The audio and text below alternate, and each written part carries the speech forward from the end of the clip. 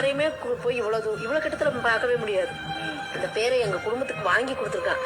என்ன அதுக்கு நாங்கள் நஷ்டீடா எங்கள் குழந்தைய கொடுத்துருக்கோம். என்ன நிறைவேறணும்னு நினைக்கிறீங்க? அது தலைவருக்கு வர வேணும். யாருங்க? விஜய் வர வேணும்.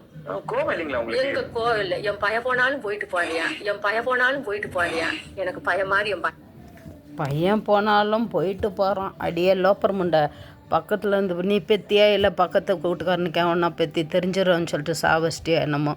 பணம் பாரு எவ்வளோ செய்யுது. அந்த லோப்பர் உங்களுக்கு பணம் கொடுத்த உடனே எப்படி மாத்துறீங்கடி? பெத்த புள்ளியை சாப்பிட்டோன்னு சொல்கிற ஒரே சம்சாரி பத்துனீங்க நீங்கள் மட்டும்தான்டி இருப்பீங்க. இன்னொரு புறம்போக்க சொல்கிறான். ஏங்கடி புள்ள போயிடுச்சுன்ற ஒரு வேதனை உங்களுக்கெல்லாம் இல்லையா? அவங்களெல்லாம் என்ன மாதிரி கேள்வி கேட்குறதுனே எனக்கு தெரியல.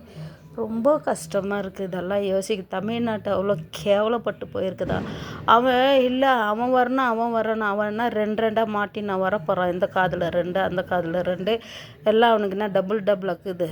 வீட்டில் இருக்கிற புருஷனை வரணிங்கடி, வீட்டில் இருக்கிற குடும்பத்தை வரணிங்கடி, குழந்தைங்கள வரணிங்கடின்னா போனால் போய் போட்டோன்றால் அந்த கிளை கூதி அவ்வளோ என்னத்த கேள்வி கேட்குறது.